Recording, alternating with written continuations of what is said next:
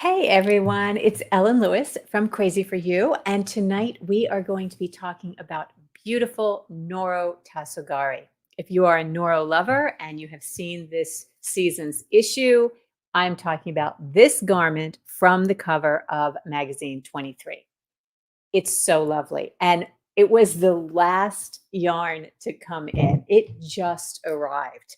So, oh my goodness, we were all waiting for that. And I think you will be pleased to know that it absolutely was worth the wait. And I can't wait to share it with you tonight. We have beautiful colors. I have a nice big swatch. So, very much looking forward to that. Hi, Rita. Hi, Jal. Hey, Donna. Nice to see you guys. So, Tasogare. All right. For those of you who came to the Noro party or had the Noro party sent to you with the tastings and the little puzzles in there, one of the questions was which yarn has the name that means twilight? Or what does Tasogare mean in English? Anyway, Tasogare means twilight. And I thought that was really cool because when I show you the colors, you will see that there is this kind of moody look to them. You know, when you think about twilight, it's that time when the sun is going down and you know, what happens in our eyes at twilight. I'm gonna give you a little science lesson here is that the cones in your eyes see color, right? And the rods in your eyes see black and white. And the rods are your peripheral, and the cones are your more focal. And so at twilight, your eyes are sort of shifting from seeing things in the light to their black and white view. So it's kind of a fun way. Colors look a different way. When I was a little girl, my mother used to not let me outside to play at twilight because she said she knew I would run across the street and that drivers couldn't see you that well. So it's definitely a different time of day, and the look of it is a little bit, like I said, moody, kind of black, and everything's sort of tinged with this monochrome. Okay, does that make sense? Kind of crazy, I know, but whatever. Hey, Barbara, nice to see you. Hey, Phyllis. Hey, Polly. Hey, Betty. Hey, Amy, nice to see you guys. Hey, Denise. Okay, so let's talk about Tasogare. I pulled color 12 to swatch for you tonight. I didn't actually swatch this myself. I had a whole incident this week and I had Mary and Ginny do the swatch for me, but I did block it and I did have a chance to knit with it a little bit, so I can speak to that. But so I pulled color 12 to be swatched, and we did it in several different gauges, as always. But let's first talk about the fiber. So Tasogare is a worsted weight. I think at the party I had told somebody that it was a DK weight, but it is not. It is a worsted weight, and that really plays out in the swatch. It is finer than, say, Hunui cotton, and I think if you wanted to knit it at a DK gauge, you absolutely could. So Mary and Ginny and I all agreed that we like the fabric best at about 18 to 20 stitches over 4 inches. But like I said, if you wanted to take it tighter, you absolutely could. It would not be too stiff after blocking. So the Tasogare is 60% wool and 20% each silk and mohair. So you're already familiar with that fiber combination from Silk Garden. There is less silk and mohair in this, more wool. So it feels a little woolly. It does not have the same luster as Silk Garden, but it is still a very, very pretty yarn. It's put up in 150-gram skeins, and it has, I have the, okay, 409 yards. Okay, it is 375 yards, so that comes out to 409 yards. So it has a decent yardage. So 3 or 4 skeins, depending on how oversized you want the sweater to be and your preferences. 3 or 4 skeins should make you a decent sized sweater at this gauge. So what else can I tell you? The knitting of it is very nice. As I said, it's a little woolier than Silk Garden, but not quite as woolly as, say, Ito or Kurion. Does that make sense? So let's look at the gauges. Hey, Amy. Hey, Colleen. Hi, Gwen. Nice to see you. All right. So here we are. Okay, so here is the swatch. And this first swatch is straight up 20 stitches over 4 inches. And I think it's a nice swatch. I mean, it's bouncy. It doesn't feel too stiff. You can't poke your finger through it. So this would make a very nice sweater fabric. These two swatches are right around in the 19 stitches over 4 inches. This was the gauge that Mary and Ginny preferred. So 19, 19 and a half. And up here was sort of 18, right? 18 stitches. So this is getting to be a little more drapey, and it really depends on how you like your fabric to be. This is very nice if you wanted a fabric that had a little bit of drape, still good elasticity, still a lot of structural integrity. If I were to poke through it, I could poke my finger through, but it hasn't lost its integrity. So up here, this is more at a gauge of 17 stitches over 4 inches. So for those of you who are doing the terrazzo, you can see that you can sort of, can you see my fingers? You can see the shadow of my fingers through the fabric here. Yeah, so this is a much more open fabric at 17. But if you are doing the terrazzo, you know that that is knit at 17 stitches over 4 inches. And if you were to take a strand of silk mohair and carry with this, you could still get the right gauge and the fabric would be absolutely lovely. So if you're thinking about that, if none of the Silk Garden sock colors spoke to you, you could definitely do terrazzo in this yarn at this gauge. Like I said, it's much drapier at 17 than Hunui cotton was, right? Remember, Hunui cotton still had quite a bit of structural integrity at a gauge of 17 and even 16. This one, less so, even though it's been blocked.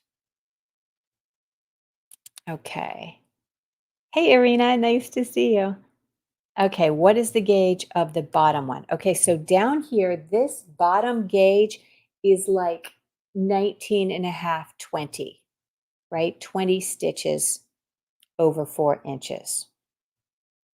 So this would be good if you wanted to have, a nice warm sweater, something with a good bit of structural integrity. Or if you just don't like your sweaters very drapey. Again, this is your call. You get to pick the fabric that you like. So I think it looks really good and it blocks out beautifully. I gave this a steam block, as I always do, and I think it looks really good. This, as I said, is color 12, and you can see, even though it doesn't present in the ball as bright as it is, you really get some really good colors in here. So let's go ahead and show you the colors. So everybody loves color 11, which is the color on the model on the cover of the magazine. But I'm just going to start and show you from the beginning. So this is color 5. And this is kind of a khaki, tones of khaki. You've got some cool brown in there, a lovely, nice neutral. I think this would be beautiful for a sweater that goes with everything, for maybe a guy sweater if you've got a guy in your life that is knit worthy. So this is really pretty. And that's color 5. This is color 6. This is the color that was shown in so many of in the 2 other garments in the magazine that were not shown in color 11. was this kind of blue and gray and earth tone. This is really very pretty with this little bit of kind of dark periwinkle in it. This is one of the colors that when I say knitting with Noro is like mining for precious jewels. You know, you'll be knitting along and it will be nothing, nothing. And then you'll come to this little vein of this, this blue purple. And you're just so excited because it's just so pretty. And it really stands out so nicely against the other colors. So you have a basically neutral with this subtle pop of this kind of dusty blue. This to me really speaks of twilight. Can't you just sort of see that time of day here in the colors? That's color 6. This is color 7. This is the pinky purpley twilight. It's got black. I mean, you can sort of see that when the sun goes down and the sky is really starting to get kind of dark, but you have some of that pink left in there. That's this color. It's just lovely. I like this one a lot. This is the pinky for those of you who like pinky purple. You can see it does have some of the thick thin that makes it so attractive and so very Noro. I think it's lovely. And here we're getting into our kind of brights. This is color 8, and this is our gorgeous green. So I'm not sure what it's showing on your screen. On my screen, this color looks a little bluer than it does to my eye in real life. In real life, this is um, a very green. It's not blue at all. It's very green. These are yellow green tones, and they go to that same kind of khaki color, and then back to this bright, almost a shamrock. I'll call that a shamrock green. Tell me in the chat what color it looks to you on your screen, whether this color right here looks turquoise or whether you're getting the same bright that I'm seeing with my eyes. But this is a very pretty whole. If you love green, this would be absolutely for you because all the greens are represented here.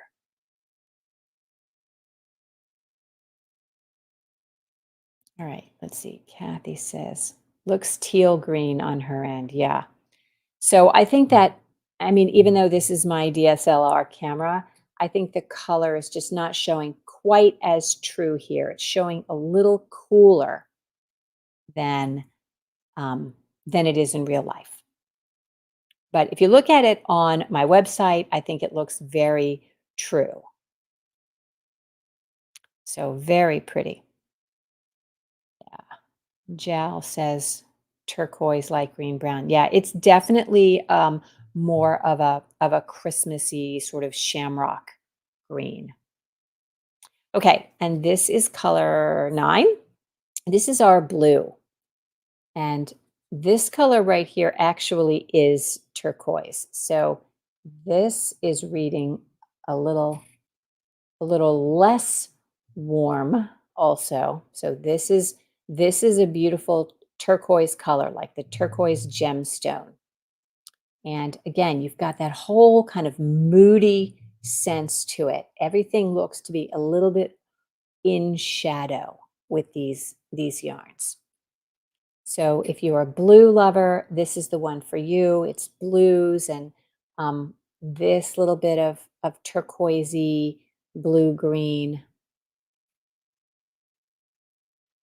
Yeah, this is a beautiful colorway. This would go with jeans. This would go with black pants. This would go with brown. It would go with khaki. And that's really one of the things that's super nice about this these colors and this yarn is that they're so wearable, you know? And this is everybody's darling. This is the color 11 from the cover of the magazine. And even though it has mostly brights, you can see that there is a little bit of earth blended in even to this, to this pink. And it doesn't say that they've used Hunui or anything like that, but I'm wondering if they haven't used kind of an undyed natural color wool with all of these to sort of dampen the bright in it, to give that sort of moody effect. So this really is a spectacular colorway. You've got pink and green and turquoise and purple and acid green and this blue, lots of purple in there. It's and an orangey color. It really is quite spectacular. I have a question from Kelly. Let's see. Is the purple more plum or amethyst? Okay, of all of the colors that are showing here, I think this is probably the most true, Kelly. I think when I look at this on screen, it looks to be the same colors as I'm seeing with my eye. So I would say, gosh, plum. That would be my guess. Plum. Okay. And that I went back to show that's color 7 again. So I think it's probably more plum than amethyst. And then this is color 12, which is kind of interesting because it's sort of a blending of the other colors. You've got this green in here. If I take this down away. Now, this is the same green that you see in this yarn. It's that rich shamrocky green color through, and then you've got the blue and the purple and this kind of rose color. So if you look at the individual strands, each each of them tends to be a little bit marled. You see how you get that marling in all of these? Almost like, say, Feederbrook or Spin Cycle, more marling than some of the other Noros. And that's what leads me to think that perhaps they have used an undyed wool, that there's 20% of undyed wool. I'm going to have to ask and know for sure if that's this situation. But if I had to guess, I would say that the wool, that 60% of wool is an undyed wool, and they've dyed the silk and the mohair to bring the color. That's my guess. So, all right, tell me your favorites. Ooh, tell me your favorites. Kelly, obviously, second to last one. Yes, everybody loves this one. But and for some people, this is going to be not that wearable. Some people are going to see this and just feel like it's entirely too bright.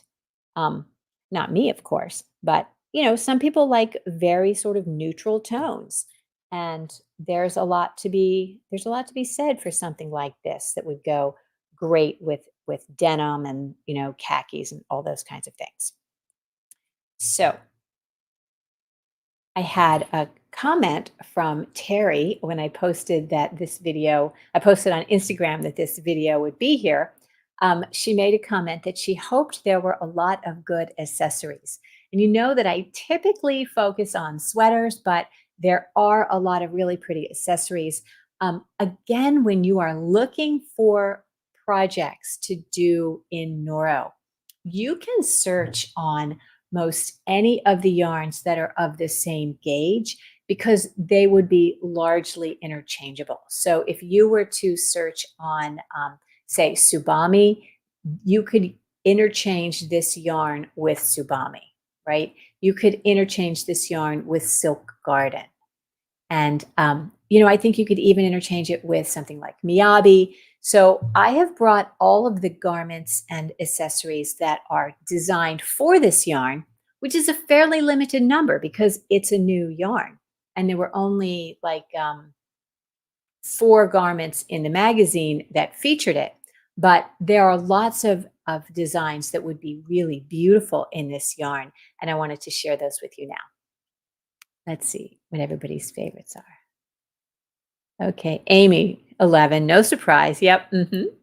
11 and 12, yes. Okay. Yes. Hey, Holly. No problem to be late. You're always welcome. Yes, it is gorgeous stuff. Absolutely gorgeous. Um, Number 9. Ooh, that's interesting. You like the blues, do you, Barbara? Yeah, that's a really pretty one. And like I said, very, very wearable. Barbara. Colors, yeah, they really are just gorgeous, gorgeous colors.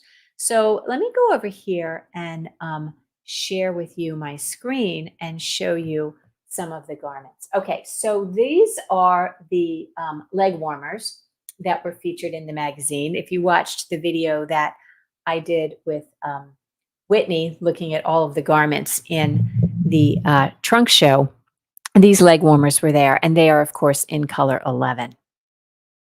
So I'll tell you what happens is that when Noro puts out a color, they'll only send, a very few skeins of a very limited palette. So in the magazine, the designers have to work with the colors that have been sent. So, I mean, as much as they would probably like to have something knitted in every color, they just don't have those materials. And like I said, Tasogare was the last one to arrive.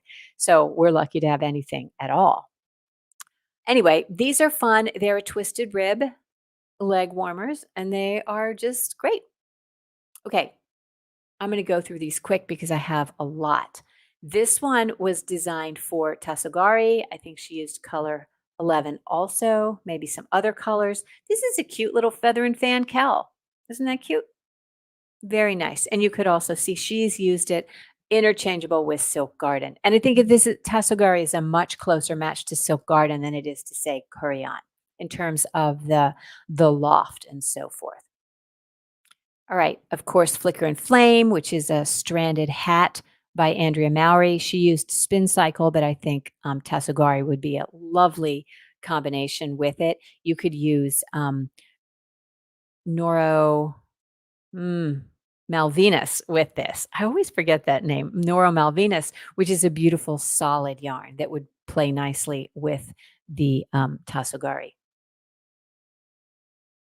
Killer Queen cowl, very cute. This is a small one, and I tend to like to see a Noro used with a solid in these kinds of things. It just makes it that much more interesting because you get this self-striping, and you're gonna get more of an effect, of course, the more variation there is in the yarn. But anyway, I thought that was pretty and kind of different. Um, Same, this is not shown in a Noro, but you would get a beautiful self-striping effect here if you did two different colors of Tasogare, or if you did a solid and a striping. I thought that would be really very fun. This one is called Hick Cowl. We are all familiar with inclinations. We have one in the shop that is worked up in Federbrook, which is absolutely beautiful. But I do think that the Tasogare would lend itself to this as well. Very pretty, very fun. It's kind of a half brioche, a fisherman's rib, if you are not familiar with that. Um, I don't know why I like this. I just thought this was really kind of fun, kind of boho and playful. These hats, of course, are going to look even more special and fun with you if you use Noro as your contrasting color, one or both of them. I think they would probably, if you did one of the more somber or less striking Tassogaris as a background, and then one of the more striking ones as a contrast, that would be really pretty. Let's see. Hipster shawl. Who doesn't love this beautiful pattern by Joji Locatelli? This is just gorgeous, and it would be so pretty worked in Noro. You can see that there are many examples of this if you search on Noro for the projects. But anyway, this would be very fun and very playful, and again, sort of boho. Another little hat, feeling groovy. That's kind of fun with a solid and a Noro. Um, Can't get away from Andrea Mowry, can I? But she uses a lot of spin cycle, and again, I think this would be a nice substitute for it. Um, this is a shawl that I have loved for forever. It really plays up self-striping yarn. It's super easy to do. It's a wearable shape, and it just showcases the beautiful colors of a yarn. It's super easy, and it's called Boom. It's a free pattern too. All right, this is this is so easy. This is just Noro striped scarf. This is the project that put Jared Flood on the map. You take 2 colors of Noro worked in 1 rib, and you alternate down and back with one color, down and back with the next, and it's a very striking effect. And I pulled this because the colors he used are the same moody kind of colors that you get with the Tasogare, and I thought that was a very um, striking look. Cobblestones, another little hat. Of course, entrelac, any entrelac in Noro is going to be beautiful. If you have the original scarf style, the Lady Eleanor would be beautiful in it. This is a project by Laura Ayler. It is done with Noro Akari, but it could easily be done with the Tasogare. Very pretty, super easy, and easy to wear. Mittens, of course, very cute. This is one of my favorite scarves, shawls, wraps. It's designed for 2 colors of Ito, 2 colors of Ito, and it's really pretty, and it's fun to knit. It's got lots of short rows in there, and it makes a very striking design. So if you used one of the more subtle colors, I think it would be really pretty with it. Color 7 and maybe, I don't know, color 11. That would be nice. Very fun. Octopus Garden. Another Brick Road hat. This is worked with mosaic. Twinkle Town. We did this to much acclaim when we had another Noro yarn in. It was originally calling for one of the dinosaur eggs. I think they used Ito. We had used another yarn. It would be gorgeous. So it's a skein of the dinosaur egg yarn like Ito, or here the Tasogare, and then a solid. Very pretty. Big dragon scales. I love this. I think that's just very fun. Again, the colors, it showcases them. I talked about the hat. You know, this is that whole Jared Flood sort of style. We've got 2 rows with one color, 2 rows with the next. If you are knitting for guys, I think this palette of Tasogare is just perfect for them. All right, let's see. We have some comments here. I've actually made this shawl last winter in Noro Ito. Wonderful. Octopus Garden. Yeah, it's really great. I would love to. Did you enjoy making that? Do you wear it a lot?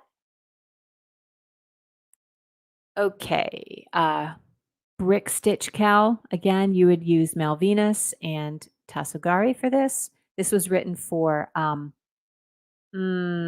la Mode and Curion, but interchangeable. I love this.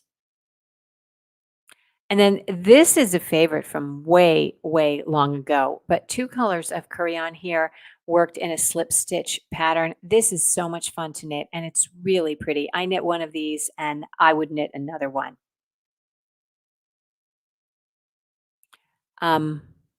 Just a simple lace wrap. This would be lovely in the Tasogare. And then this, of course, is by Tanis Gray. We have this in the shop. It works with, any 2 colors. So super beautiful, I think. Okay, what do you think? Are you ready to see some sweater patterns? How much time do I have?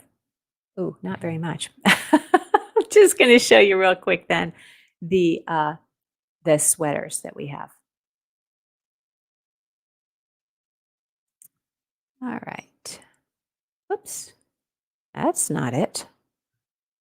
Hang on. Share my screen.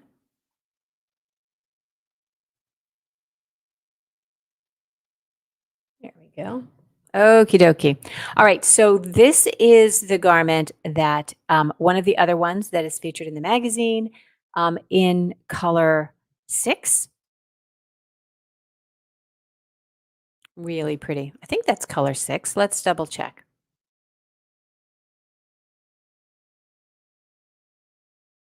Mm, could be color 6. It could also be color 9.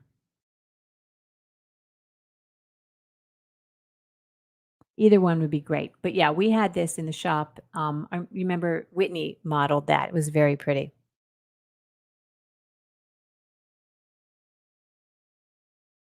Okay, Amy has a question. Full name of the wild oleander wrap. I will have to get that for you, Amy. Wild oleander. Probably if you did a search on Ravelry for wild oleander, you can find that, but I will go back and get that for you. So this, of course, is the garment from the cover, and it is really just quite lovely. We had it in the shop, and a lot of people tried it on and loved it. It's a very easy fit. It's a drop shoulder, plenty of ease. Danette had it on. She looked absolutely beautiful in it, and the colors really are very, very special. And here is that next one. Okay, yes. So this actually is color 6 and this one is color, I believe color 9.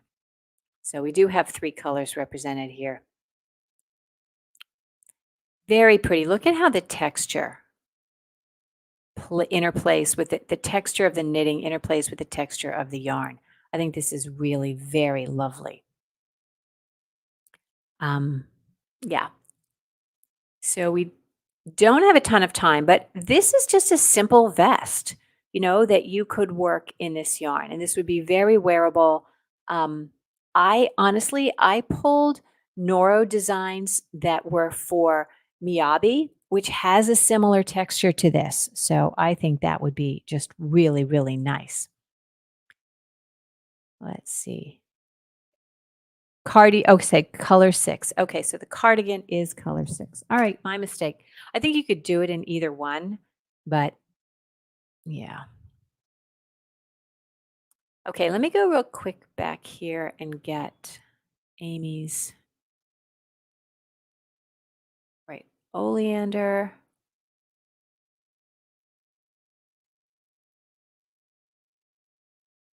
Trying to find oleander. I'm not seeing oleander.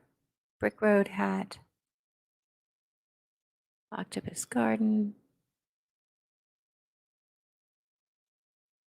Wild Oleander Hooded Scarf. There you go. That's by Andrea R. Williams.